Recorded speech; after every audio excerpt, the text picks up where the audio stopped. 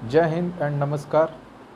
आज cost of capital का तीसरा पार्ट कंटिन्यू होने जा रहा है। इसको समझने के लिए सबसे पहले वीडियो का पहला पार्ट और दूसरा पार्ट देखो, उसके बाद तीसरा पार्ट अच्छे से और समझ में आएगा। क्योंकि पहला जो क्लास था, जो पहला वीडियो था, उसमें इंट्रोडक्शन था। दूसरा वीडियो जो था उसमें इरिडीमेबल डिवेंचर का क्लास था, और तीसरा जो वीडियो है इसमें रिडीमेबल डिवेंचर का क्लास होगा और कुछ मिसलेनियस क्वेश्चन होंगे इरिडीमेबल का और रिडीमेबल का भी। और साथ साथ अगर टाइम रहा तो इसमें हम लोग कॉस्ट ऑफ प्रेफरेंस शेयर्स हम लोग पढ़ेंगे। तो कंटिन्यू करते हैं।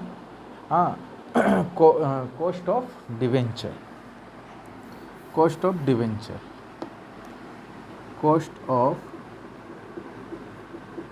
Debenture, cost of debenture KD. सबसे पहले हम लोग पढ़े थे इरिडीमेबल डिवेंचर,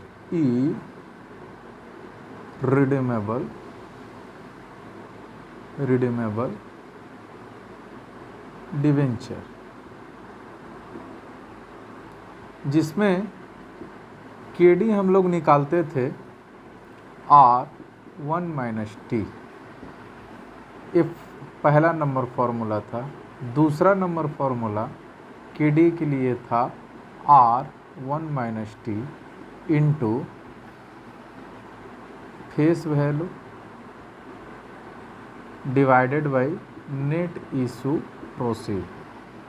आज हम लोग पढ़ने वाले हैं redeemable debenture, redeemable debenture. Redeemable debenture में क्या दिया रहेगा? लाइफ ऑफ द डिवेंचर दिया रहेगा, लाइफ ऑफ द डिवेंचर। अब रिडीमेबल डिवेंचर क्या होता है? जब हम लोग इशू करते हैं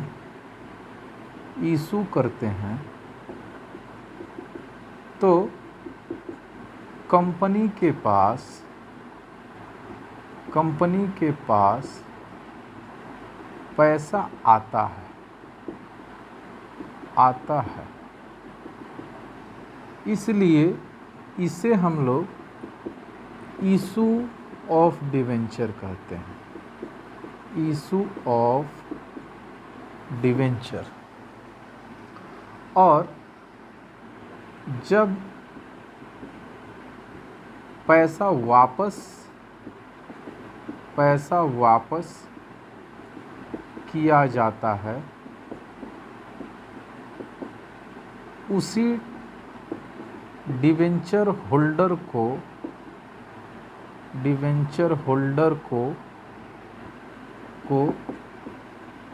तब इसे रिडीमेबल डिवेंचर कहा जाता है, रिडीमेबल डिवेंचर कहा जाता है। यहाँ तक क्लियर हो गया होगा कि रिडीमेबल और इरिडीमेबल में कितना अंतर है। रिडीमेबल का अर्थ होता है कि पैसा, संदीप, तब पता लग गया होगा कि रिडीमेबल डिवेंचर और इरिडीमेबल डिवेंचर में क्या फ़र्क होता है। रिडीमेबल का मतलब होता है जब डिवेंचर होल्डर को हम लोग पे करेंगे तो रिडीमेबल कहलाएगा। जब हम लोग डिवेंचर होल्डर से पैसा मांगेंगे तो उसे हम लोग इशू ऑफ डिवेंचर कहेंगे। तो हम लोग तो इशू ऑफ डिवेंचर नहीं सीख रहे हैं, हम लोग सीख रहे हैं रिडीमेबल ऑफ डिवेंचर। तो रिडीमेबल ऑफ डिवेंचर, अब जब डिवेंचर को पे करना पड़ता है तो डिवेंचर होल्डर जितना पे करते हैं हमें, उनसे हम लोग ज़्यादा भी पे कर सकते हैं, उनके बराबर भी पे कर सकते हैं और उनसे कम भी पे कर सकते हैं। लेकिन कम हम लोग पे नहीं करते हैं, क्योंकि कोई भी पैसा इन्वेस्टमेंट उसी शर्त पर करता है जब उससे अधिक मिलता है। तो जब तक उसे अधिक नहीं मिलेगा या तो उसके बराबर नहीं मिलेगा या फिर उसका कोई बेनिफिट नहीं होगा, तो वह क्यों इन्वेस्टमेंट करेगा किसी कंपनी में। इसलिए रिडीमेबल डिवेंचर लगभग एट पार पे होता है और ज़्यादा से ज़्यादा प्रीमियम पर होता है, लेकिन डिस्काउंट में नाम मात्र होता है, क्योंकि ये डिस्काउंट का मतलब कि हम डिवेंचर होल्डर को कम पे कर रहे हैं, और जब डिवेंचर होल्डर को कम पे कर रहे हैं तो यहाँ पर कंपनी गेनर हो जाती है। यहाँ पर डिवेंचर होल्डर गेनर नहीं होते हैं, यहाँ पर कंपनी गेनर होती है। इसलिए आज हम लोग पढ़ेंगे कॉस्ट ऑफ डेब्ट, वो भी रिडीमेबल डिवेंचर का। तो उसके लिए एक फॉर्मूला वर्क करता है, यह लिखो, रिडीमेबल डिवेंचर। रिडीमेबल डिवेंचर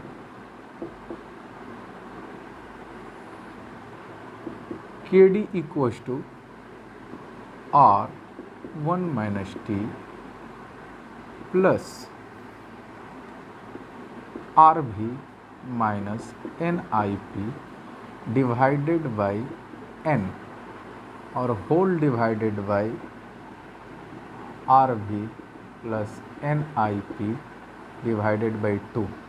कभी कभी इसका टैक्स यहाँ पर भी होता है 1 माइनस टैक्स, मतलब ईयर टैक्स तो रहेगा ही, ईयर टैक्स भी होता है।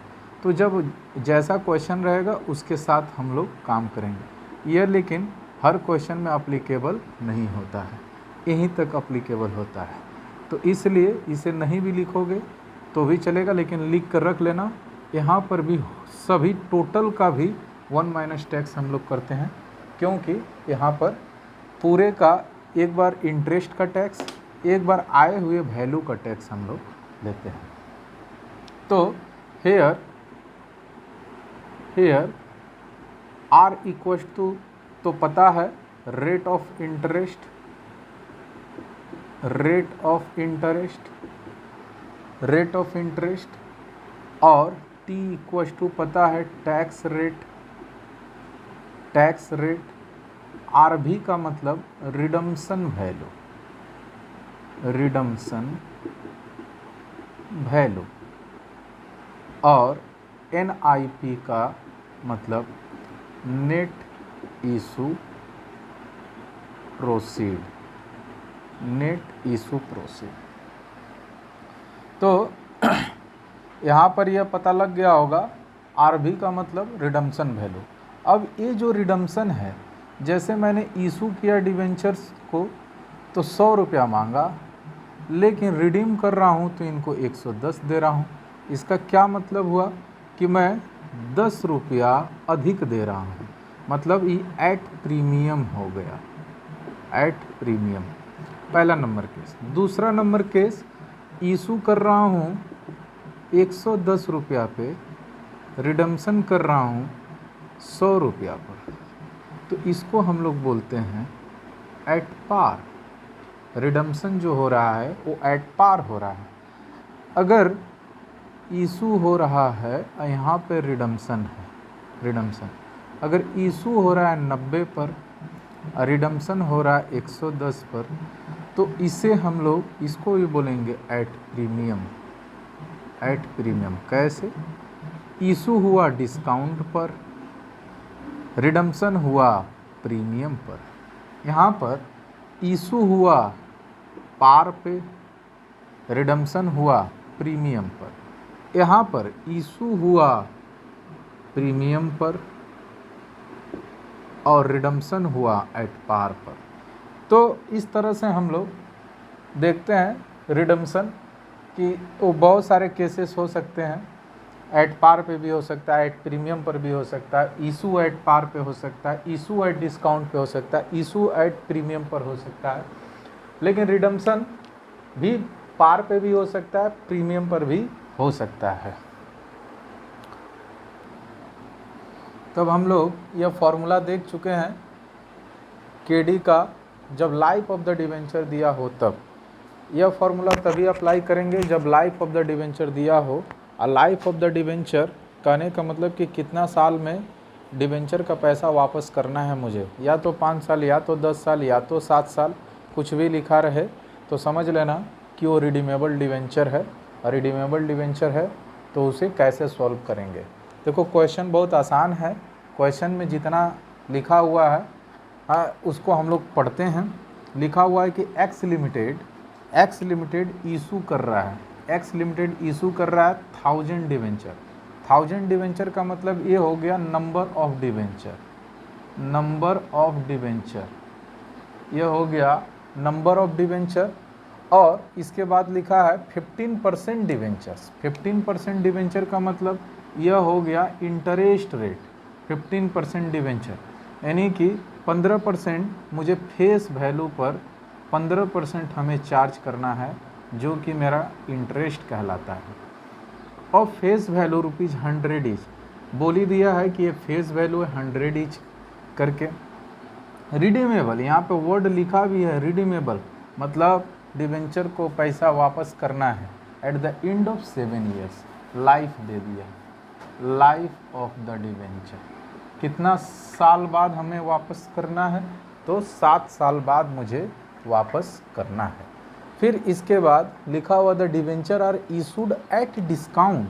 इशूड एट डिस्काउंट का मतलब कि जितना उसका फेस वैल्यू था उससे कम पर, डिस्काउंट पर हुआ है, डिस्काउंट पर मतलब कम पर हुआ है।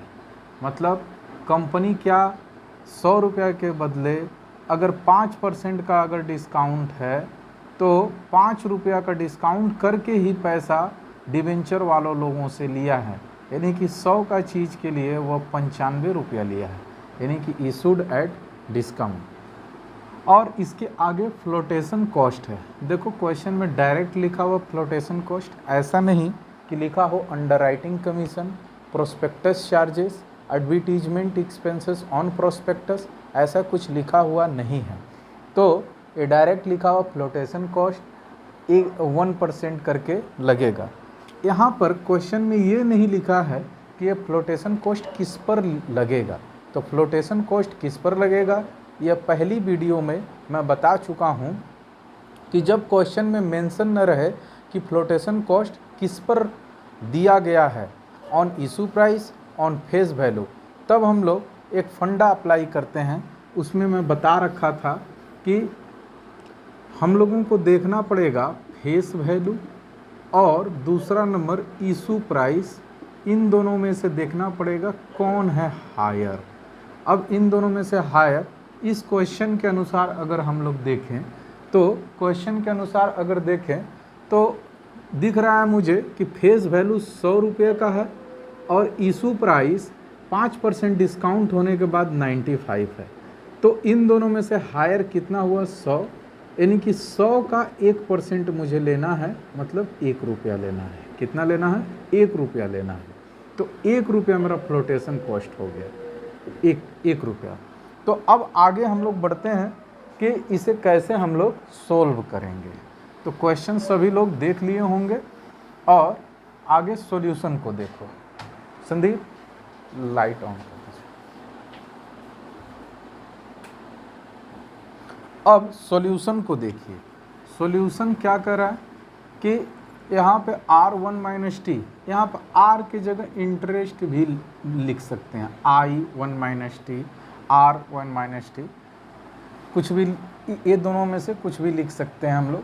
तो हम लोगों ने इस चीज़ को यहाँ पर फिर से यहाँ पर लिखा KD = I1 - T plus redemption value minus net issue proceed divided by N whole divided by RV plus NIP divided by 2। तो यहाँ पर हम देख रहे हैं कि इंटरेस्ट कितना आएगा, I = इंटरेस्ट। तो इंटरेस्ट कितना आने वाला है, अगर डिवेंचर पर रेट ऑफ इंटरेस्ट अगर 15% है तो 15% इंटू फेस वैल्यू कितना रुपया है 100, तो 15 रुपया का मेरा इंटरेस्ट आ गया। दूसरा टैक्स, T = टैक्स रेट, यहाँ पर टैक्स रेट हमें दिया हुआ है जो कि 35% है। तो 35% को हम लोग लिख सकते हैं 0.35। इसके बाद RV का मतलब रिडम्पशन वैल्यू, रिडम्पशन वैल्यू। अब देखो कि रिडम्पशन किस पर बोला गया है, redeemable eight the end of 7 year. ऐसा कुछ बोला नहीं गया है कि प्रीमियम पर किया जाएगा, तो किस पर किया जाएगा भाई, फेस वैल्यू पर, मतलब एट पार पर। तो एट पार का मतलब 100 रुपया हुआ, क्योंकि फेस वैल्यू भी 100 रुपया ही है। इसके बाद नेट इशू प्रोसीड, NIP का मतलब net issue proceed. Net issue proceed में अगर हम लोग देखें तो मेरे पास 100 का फेस वैल्यू है, उसमें 5% का डिस्काउंट है, तो 5% यानी कि 100 का 5% माइनस फिर 1% फ्लोटेशन कॉस्ट है, तो वही 100 का 1% जो हम लोग निकाले थे 1 रुपया, तो 100 में से यहाँ पर 5 रुपया घटा, यहाँ पर 1 रुपया घटा, यानी कि टोटल 6 रुपया घटा, यानी कि यह 94 का हुआ। तो 94 का हुआ। अब इसके आधार पर हम लोग यहाँ पर पुट करते हैं 15 रुपया का इंटरेस्ट 1 माइनस 0.35 प्लस आर भी यहाँ पर गिवन है 100। नेट इशू प्रोसीड मेरे पास पता है 94 डिवाइडेड बाई n जो है n के लिए 7 ईयर्स लिखा हुआ, तो यहाँ पर हो गया 7 डिवाइडेड बाई आर भी है 100 फिर NIP है मेरा 94 डिवाइडेड बाई 2।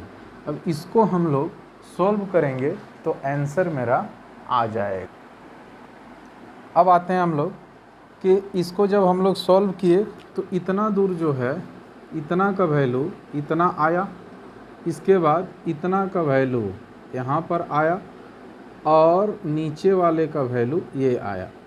और किसी भी चीज़ को अच्छा प्लस करके डिवाइड करने के बाद अगर परसेंटेज में हमको चेंज करना है तो इनटू क्या करना पड़ेगा 100, तो आ गया मेरा इतना।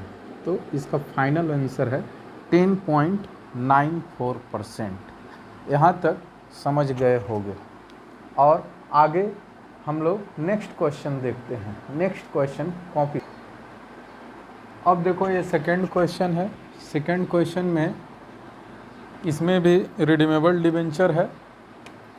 देखो XYZ limited issue 12% debenture of face value 100 each eight a discount of 3%।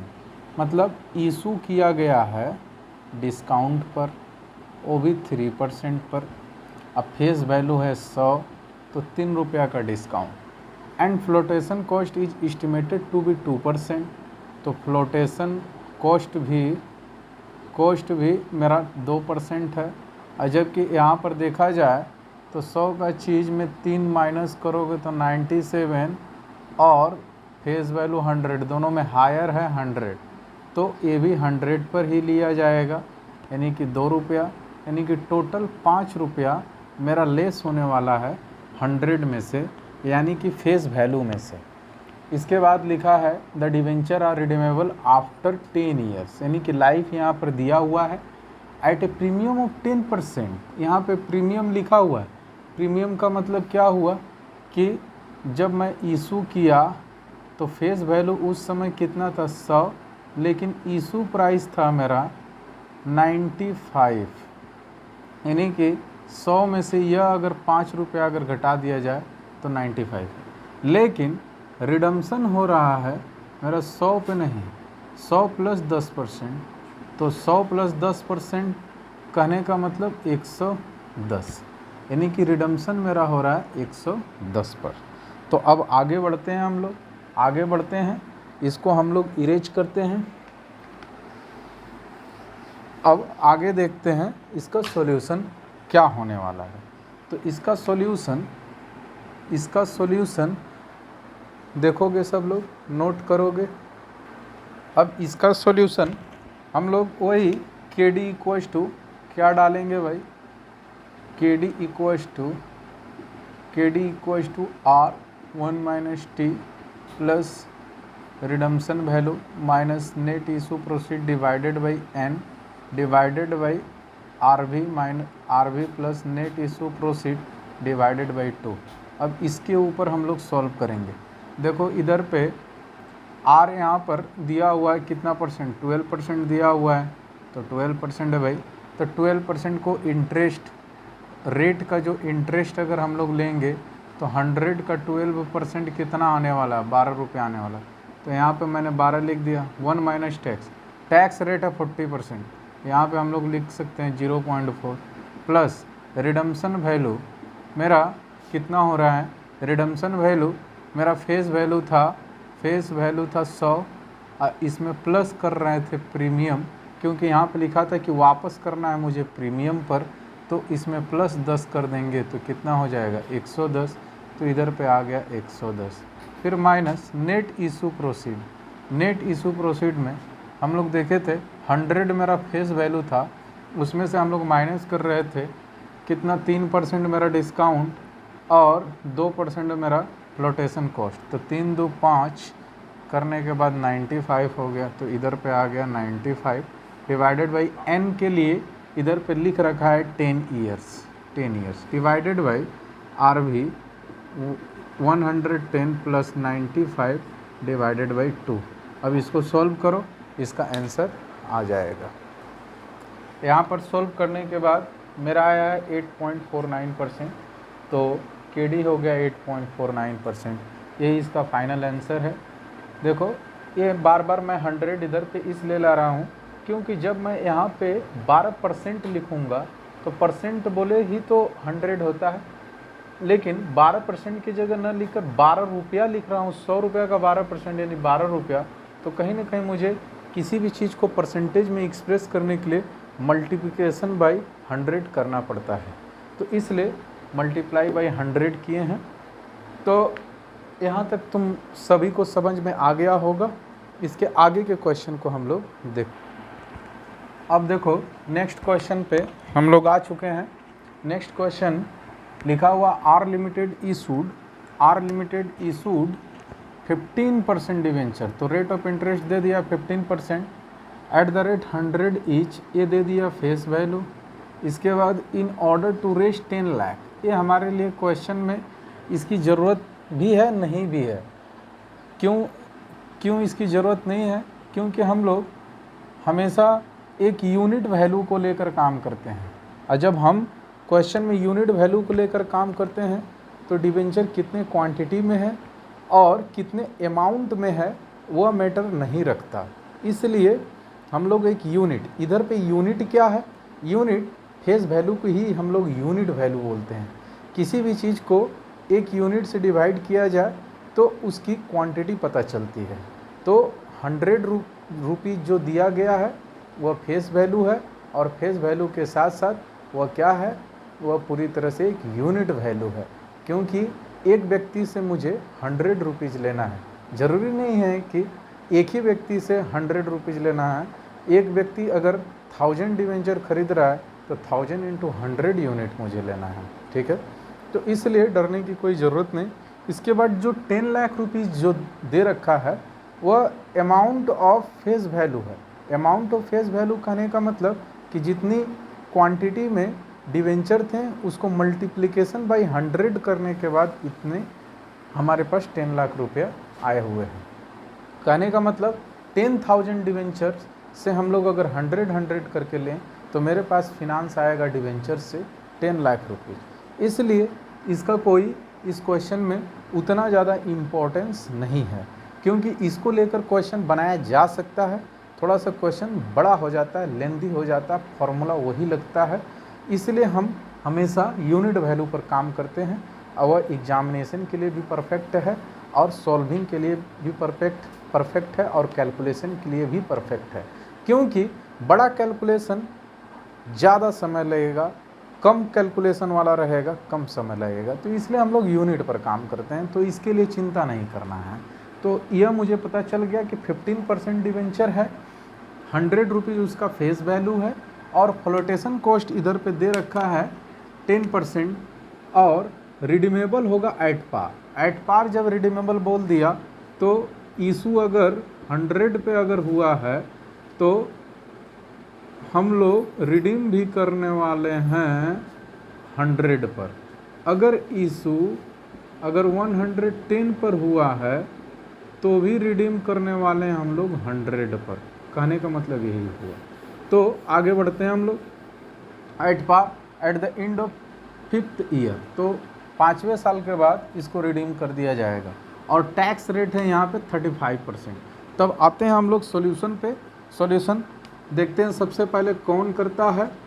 यहाँ पर मैंने लिखा KD इक्वस टू, अभी तक सबको फॉर्मूला याद हो जाना चाहिए। KD इक्वस टू क्या हो जाएगा भाई, I1 - T। अब कितना जन कंफ्यूज होंगे, पहले तो हम R लिखते थे, अभी I लिख दिए। मैं बता चुका हूँ कि R equals to rate of interest भी लिख सकते हैं, I अमाउंट ऑफ इंटरेस्ट भी लिख सकते हैं। तो इसके लिए कन्फ्यूजन नहीं होनी चाहिए। प्लस करना है redemption value minus net issue proceed divided by N करना है, divided by whole divided by RV plus NIP करना है, डिवाइडेड बाई 2 करना है। अब इधर पे हमें देखना पड़ेगा I इक्वस टू कितना आया। I इक्वस टू 15% है, 100 का 15% कितना आने वाला है, 15 रुपये आने वाला है। T टैक्स रेट हमें पता है 35% है, तो 35% को 0.35 लिख सकते हैं। इसके बाद रिडम्पशन वैल्यू के लिए बोला ही है एट पार, मतलब फेस वैल्यू अगर मेरा 100 का है तो रिडम्पशन वैल्यू मेरा भी 100 का है। अब आगे देखते हैं हम लोग net issue proceed. Net issue proceed बोले तो नेट इशू प्रोसीड इधर पे गिवन है कि 100 का face value minus flotation cost है 10%, 10% इंटू 100 यानी कि 10 इक्वस टू 90, क्योंकि डिस्काउंट पर क्वेश्चन नहीं था, फ्लोटेशन कॉस्ट था। अब आगे हम लोग पुट करते हैं। I इक्वस टू हमें पता है 15 रुपया, 1 - T, तो 1 - T कहने का मतलब कितना है, T है 0.35 और प्लस RV मुझे पता है 100 है, NIP मुझे पता है 90 है, डिवाइडेड बाई N मुझे पता है 5th year, divided by 100 plus 90 divided by 2। इसको जल्दी से सॉल्व करो, देखते हैं सबसे पहले किसका आंसर आता है। मेरा फाइनल आंसर आया है 5.026%। इतना दूर को सॉल्व किया गया, इतना दूर को तो ये आया, इतना दूर को सॉल्व किया गया तो यह आया, और इतना दूर को सॉल्व किया गया तो यह आया, फाइनली ये आया। तो यहाँ पर ख़त्म होता है रिडीमेबल का कुछ क्वेश्चन।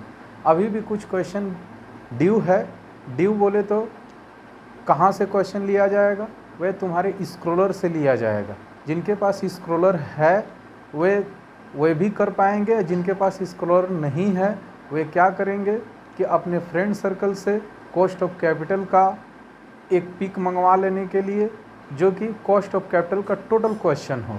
उसमें जाकर देखना कॉस्ट ऑफ डिवेंचर का अलग अलग क्वेश्चन दिया होगा। एक शॉर्ट टाइप दिया होगा, एक एसे टाइप दिया होगा। तो शॉर्ट टाइप भी कर सकते हो, एसे टाइप भी कर सकते हो। इतना करने के बाद वो सारा कवर है। फिर भी मैं इसको आगे मैं करवाऊँगा, इसको स्क्रॉलर का भी क्वेश्चन मैं करवाऊँगा। तो स्क्रॉलर का क्वेश्चन के पहले हम लोगों को, इसके बाद हम लोगों को पढ़ना है cost of preference share. Cost of preference share मैं बताया था कि ऑलमोस्ट सेम है कॉस्ट ऑफ डिवेंचर के ही जैसा। उसमें क्या फ़र्क है, देखो प्रेफरेंस शेयर्स और डिवेंचर में क्या फ़र्क है। सबसे पहले भाई तो नाम में ही फ़र्क है, क्योंकि नाम एक का डिवेंचर है, दूसरे का प्रेफरेंस शेयर्स है। D for doctor, P for पापा। तो पापा और डॉक्टर दोनों अलग है।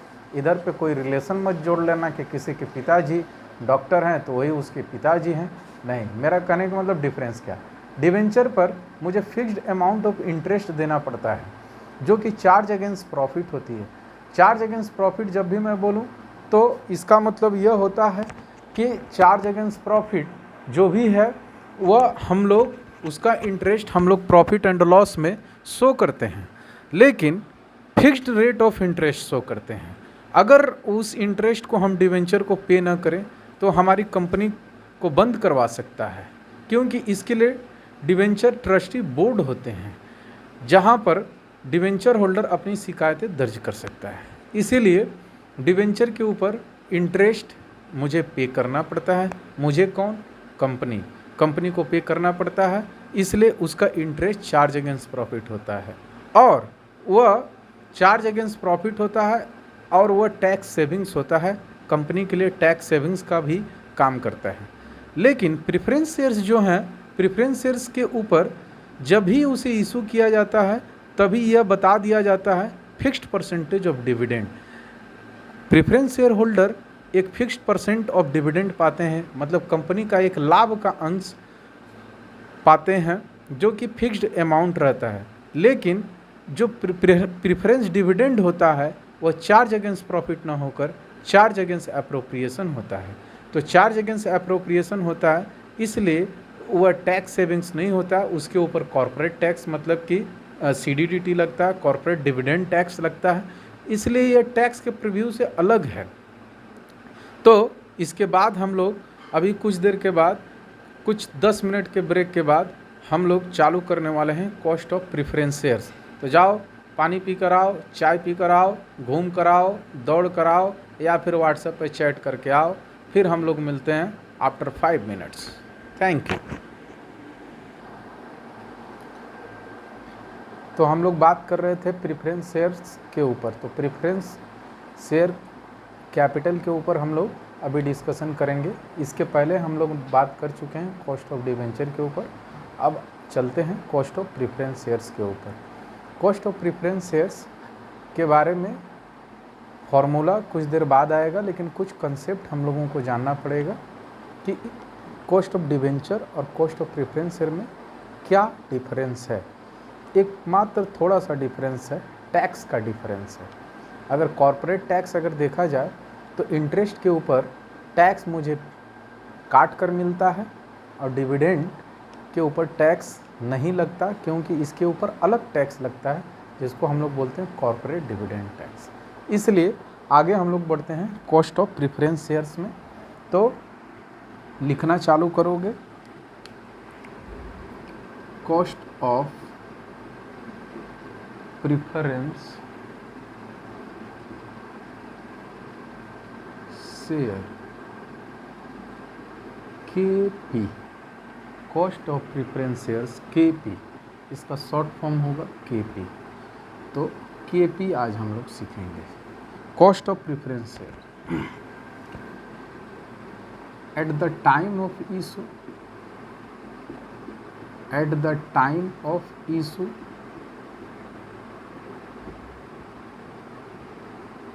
a fixed percent of dividend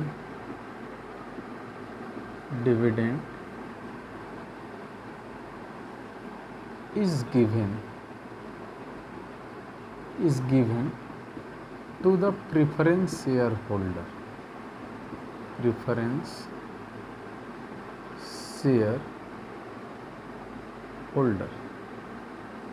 shareholder। तो एक फिक्स्ड परसेंट ऑफ डिविडेंड इन्हें हम लोग देते हैं। तो इसलिए such dividend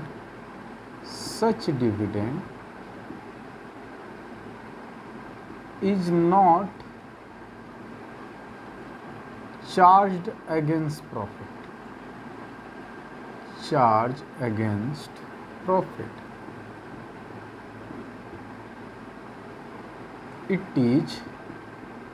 It is appropriation of profit, appropriation of profit।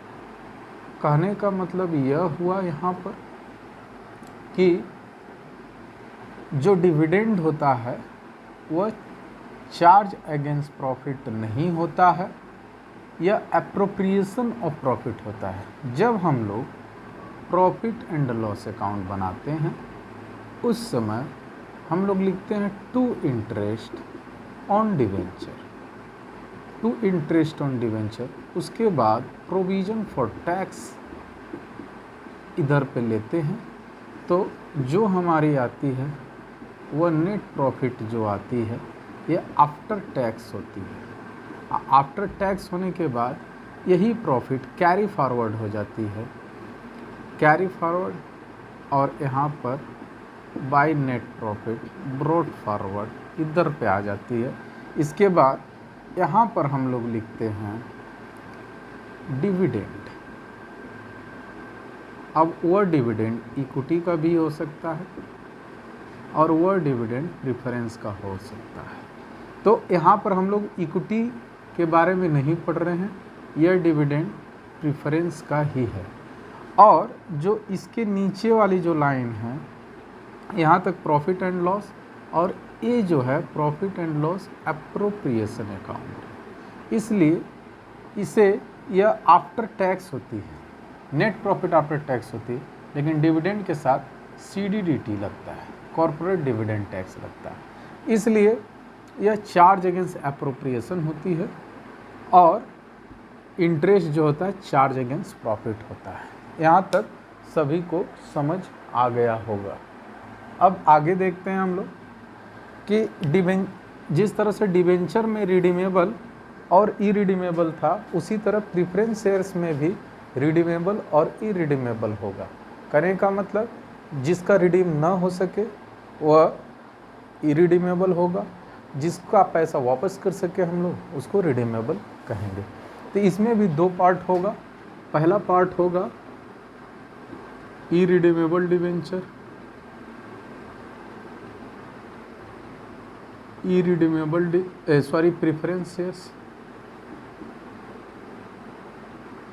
Preference shares, और दूसरा होगा रिडीमेबल प्रेफरेंस शेयर्स। तो इसके आगे हम लोग देखते हैं कि केपी निकलता कैसे है। तो केपी के लिए हम लोग लिखते हैं KP equals to D divided by NIP, D divided by NIP for irredeemable debenture, irredeemable preference share, बार बार डिबेंचर आ जा रहा है। अच्छा, दूसरा एक हुआ, दूसरा KP equals to D plus redemption value minus net issue proceed divided by N whole to be divided by RB plus NIP divided by 2। ये होता है for redeemable debenture, redeemable preferences, redeemable preferences. तो यहाँ पे दो formula काम करते हैं।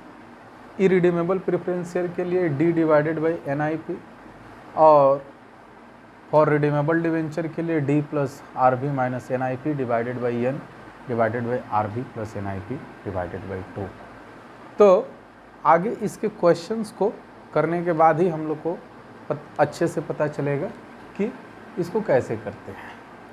यहाँ पर NIP का मतलब net issue proceed, D for dividend होगा, RB का मतलब रिडम्पशन वैल्यू, NIP का नेट इशू प्रोसीड। सब कुछ लगभग डिबेंचर जैसा ही है, लेकिन हम लोग कर रहे हैं कॉस्ट ऑफ प्रेफरेंस शेयर्स। आगे इसके क्वेश्चंस को हम लोग क्वेश्चन बोर्ड के ऊपर है प्रेफरेंस शेयर्स का, जो कि इधर पे लिखा हुआ है A limited issues 8% irredeemable preference share. Irredeemable का मतलब कि जिसको हमें पैसा वापस नहीं करना है। फेस वैल्यू दिया 100 रुपीज़, फ्लोटेशन कॉस्ट एस्टिमेटेड किया गया 4%, और find out cost of preference share 3 case दिया गया है यहाँ पर। इशूड एट पार, अगर प्रेफरेंस शेयर्स इशू किया जाए पार वैल्यू पर तब केपी का वैल्यू क्या होगा, अगर 5% डिस्काउंट पर किया जाए तब केपी का वैल्यू क्या होगा, और एट 10% प्रीमियम पर किया जाए तो केपी का वैल्यू क्या होगा। इसके पहले एक बात बताना भूल गए कि केडी और केपी में क्या डिफरेंस है, केपी और केडी में क्या डिफरेंस है। तो जो केडी है, केडी में हम लोग क्या फॉर्मूला अप्लाई करते हैं, हम लोग अप्लाई करते हैं R1 माइनस T, यही करते हैं। लेकिन केपी में सिर्फ डिविडेंड होता है, सिर्फ और सिर्फ डिविडेंड। इसमें 1 माइनस टैक्स नहीं होता है।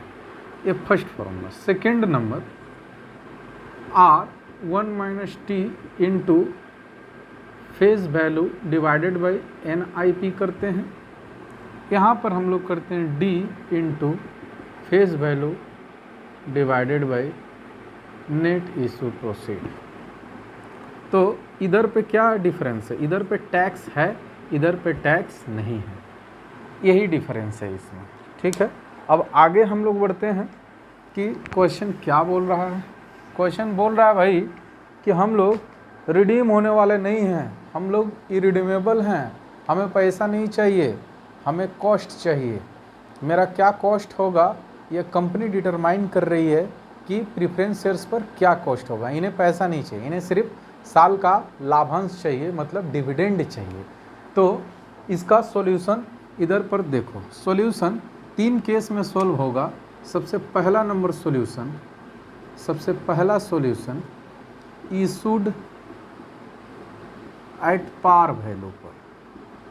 पार value, issued at par value का मतलब कि फेस वैल्यू मेरा 100 है, इशू प्राइस भी मेरा 100 है, तो इसी को तो बोलते हैं भैया पार वैल्यू। इसी को पार वैल्यू जब बोलते हैं तो पार वैल्यू। अब बात आती है कि पार वैल्यू पर क्या इशू प्राइस होगा, क्या रिडम्पशन वैल्यू तो इधर पे करना नहीं है। तो कहीं ना कहीं अगर मेरे प्रोडक्ट का दाम 100 है, मैं लोगों से 100 मांग रहा हूँ, मतलब नेट इशू प्रोसीड भी 100 और मेरे प्रोडक्ट का दाम भी 100। तो इधर पे हम लोग देख रहे हैं कि फेस वैल्यू भी 100, तो इधर पे हम लोगों को डिविडेंड के आधार पर काम करना है। तो इसका फॉर्मूला हम लोग पहला लिखते हैं केस नंबर 1 के हिसाब से। क्या फार्मूला था भैया, KP equals to D divided by net issue proceed. यही फार्मूला था ना भाई, नेट इशू प्रोसीड। दिखाई दे रहा है थोड़ा सा बड़ा करके, थोड़ा सा 360 पर वीडियो करके या 240 पर वीडियो, 144 पे उतना अच्छा पिक्चर नहीं आएगा, लेकिन 360 पे और 240 पे, और जिसका इंटरनेट ठीक ठाक चल रहा है तो 360 पर करके देखेगा तो पिक्चर ठीक ही ठाक आएगा। जो लिखा हुआ क्वेश्चन है वो। चलो आते हैं हम लोग इसके ऊपर। देखो इधर पे D सबसे पहले पता करते हैं। D इक्वल्स टू क्या होगा, D equals to 8% dividend rate दिया हुआ है, यह डिविडेंड रेट है। तो फेस वैल्यू मेरी 100 है, तो 100 का 8% कितना आएगा, 8 रुपये आएगा। अब आते हैं NIP पर, नेट इशू प्रोसीड। जो यहाँ पर क्वेश्चन एट पार वैल्यू बोला है, तो कहीं ना कहीं 100 रुपये का सामान के लिए हम लोग 100 रुपया ही मांग रहे हैं, तो मेरा नेट इशू प्रोसीड 100 आएगा। लेकिन इसमें एक फ्लोटेशन कॉस्ट है, कितना का, 4% का। तो 4% के लिए मुझे करना पड़ेगा, फेस वैल्यू मेरी 100 है, इसमें लेस करना पड़ेगा फ्लोटेशन कॉस्ट, कितना परसेंट, 4%।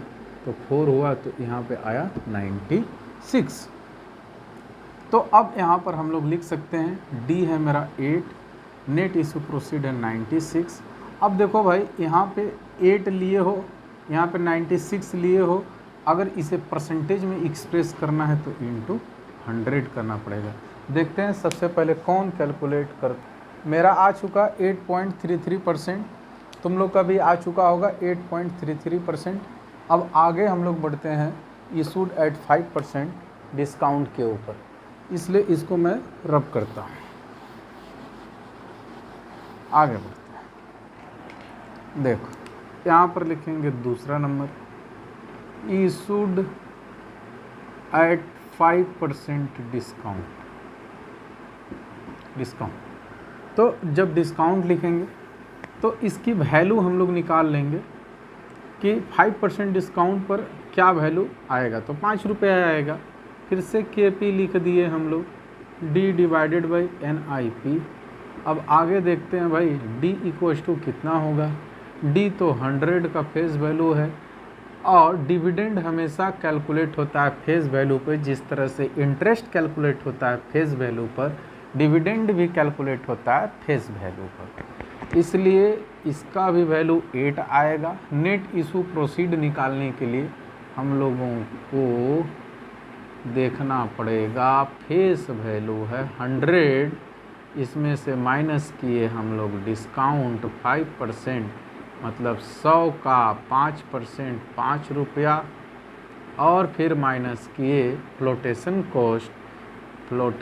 कॉस्ट जो कि 100 का 4% 4, तो हो गया 91 आ गया मेरा नेट इशू प्रोसीड।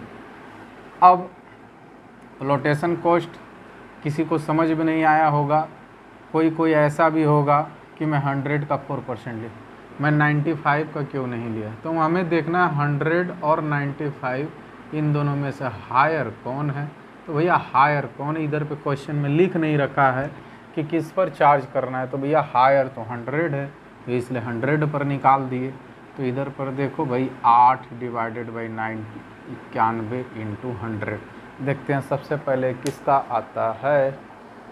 भाई मेरा तो आ गया 8.79%, तुम लोग का भी आ चुका होगा 8.79%।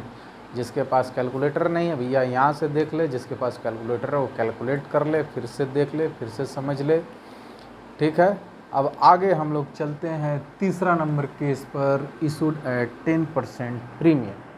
इशूड एट 10% प्रीमियम, इसको मैं मिटाता हूँ। Issued at 10% premium, case number 3,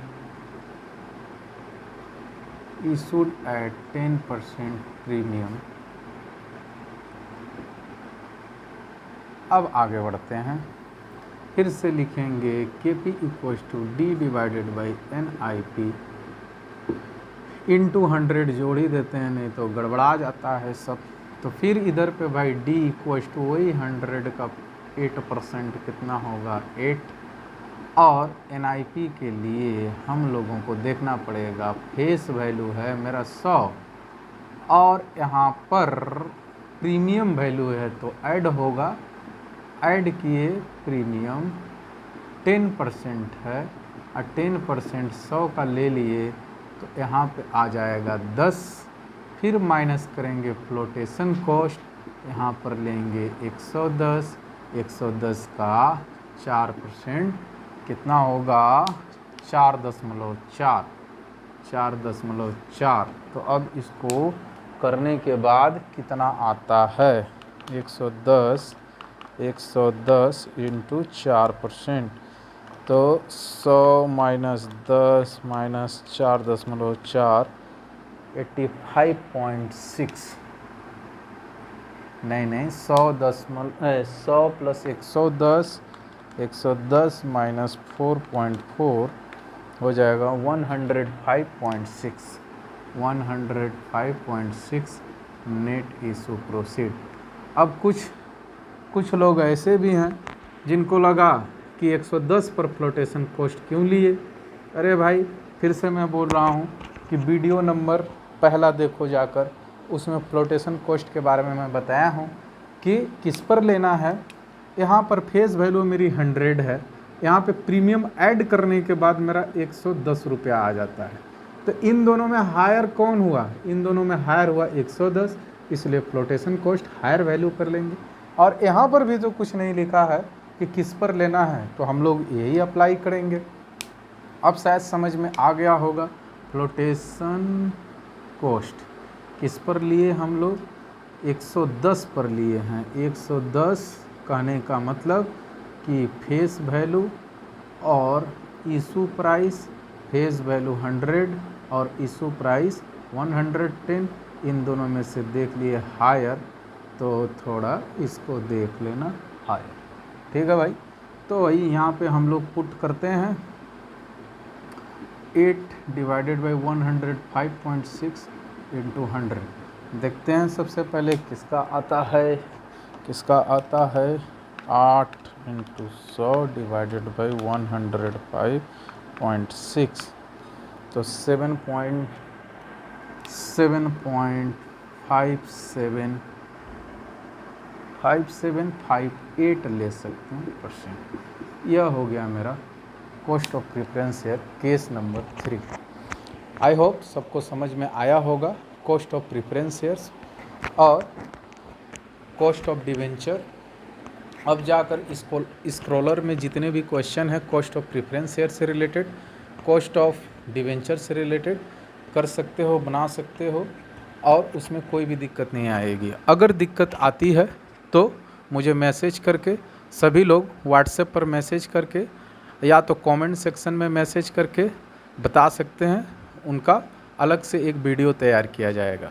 और रह गई बात, कितना लोगों का ये क्वेश्चन था कि भैया वेबएक्स पे क्लास नहीं कराएंगे, वेबएक्स पे क्यों नहीं क्लास कराएंगे भाई, मेरे लिए मेहनत कम लगेगी, आप लोग लाइव आएंगे, लाइव आराम से 40 मिनट का होगा या 1 घंटे का होगा, आराम से करके जाओगे, मुझे बोर्ड पर क्वेश्चन लिखने की ज़रूरत नहीं होगी और ना ही इतना बोलने की ज़रूरत होगी, नहीं बार बार मुझे बोर्ड पर आने की ज़रूरत होगी।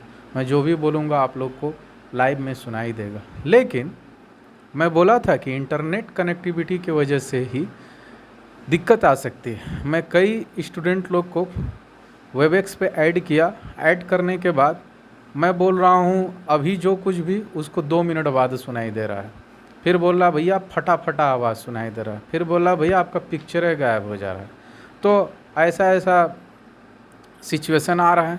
तो खैर उसकी भी दिक्कत कहाँ है, उसने थोड़े ना गलत बोला होगा, क्योंकि मैं एक पे नहीं कई पर ट्राई कर देख लिया। देखने के बाद यह पता चला कि सभी के यहाँ पे इंटरनेट कनेक्टिविटी ठीक ठाक नहीं है। इंटरनेट कनेक्टिविटी के लिए अगर खर्च कर सकते हो तो कहीं ना कहीं भाई वाईफाई लगा लो, 500 रुपया महीना का दो और साथ साथ 500 रुपया मुझे दो, 1000 रुपया तुम्हारा ट्यूशन फीस हो जाएगा। यहाँ पर यूट्यूब पर बैठकर आराम से तुम लोग घर में 360 या 240 पर वीडियो चला कर देख ले रहे होगे। हाँ, तो ये ज़्यादा बेनिफिट है इसमें तुम बार बार रिवाइज भी कर सकते हो, लेकिन लाइव क्लास में तुम रिवाइज नहीं कर सकते हो, रिकॉर्डेड वीडियो नहीं होता है।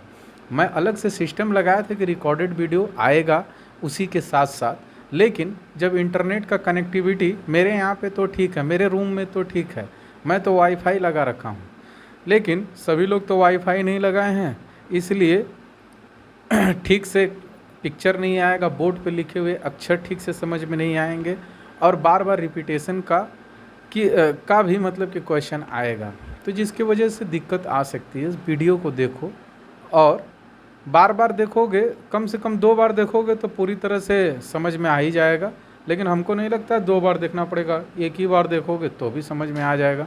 लेकिन बहुत ज़्यादा बहुचड़ जिसका दिमाग है तो भाई वो 2-4 बार देखे, 5 बार देखे, रखे, सेव करके रखे।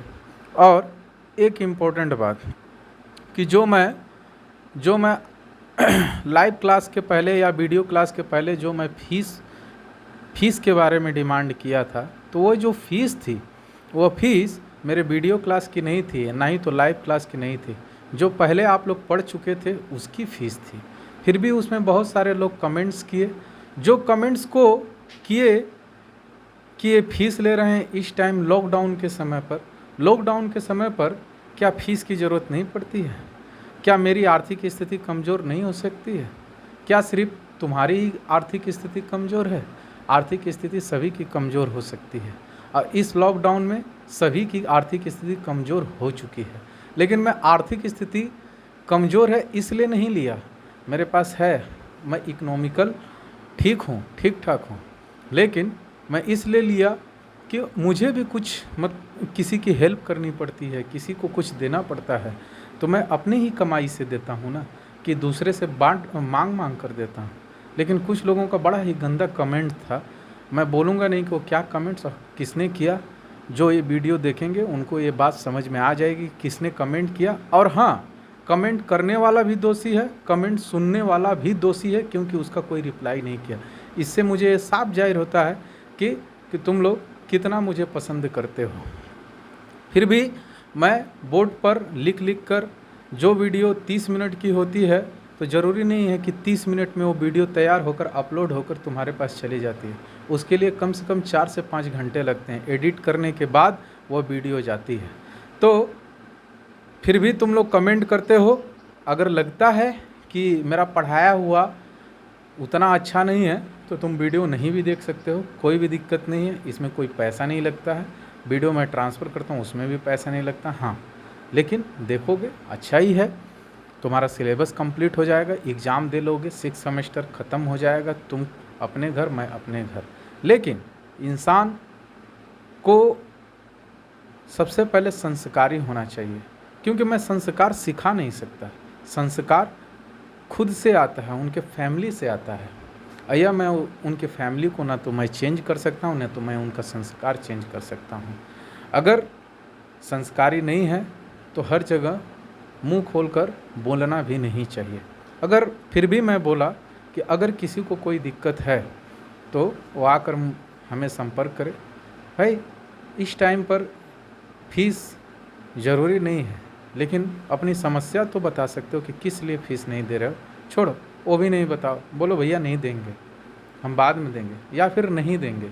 तो क्या यह वीडियो आप तक नहीं पहुंचेगी? मुझे पता है कि बहुत लोग हैं जो 2 वीडियो अपलोड मैंने किया था उसको शेयर किए हैं, और YouTube जो बनाता है उसे ये बात पता रहता है कि किसके यहाँ से कौन सा लिंक शेयर होता है, वो सारी चीज़ें का रिकॉर्डेड होता है। इसलिए तो मैं आप लोग का जीमेल लिया।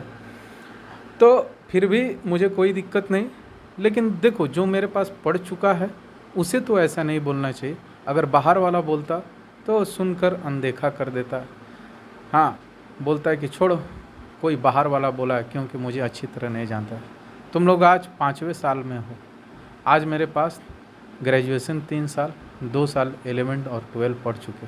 फिर भी अगर ऐसा कमेंट अगर करते हो और कमेंट को सुनते हो तो आज नहीं तो कल तुम्हारे ऊपर भी पड़ने वाला है। यह बात ध्यान में रख लो, क्योंकि आज हम हैं, कल हम नहीं रहेंगे। और यह मैं शौक़ से पढ़ा रहा हूँ अभी वीडियो क्लास। ऐसा नहीं कि मुझे फ़ीस चाहिए, लेकिन तुम लोग से तो फ़ीस चाहिए। तुम लोग से फिर भी मुझे फ़ीस चाहिए, क्योंकि तुम लोग में से कुछ लोग जो हैं संस्कारी नहीं हैं। तो मुझे संस्कार लेने के लिए संस्कार लाने के लिए फ़ीस नहीं चाहिए, मुझे अपनी मेहनत का फ़ीस चाहिए। धन्यवाद। संदीप वीडियो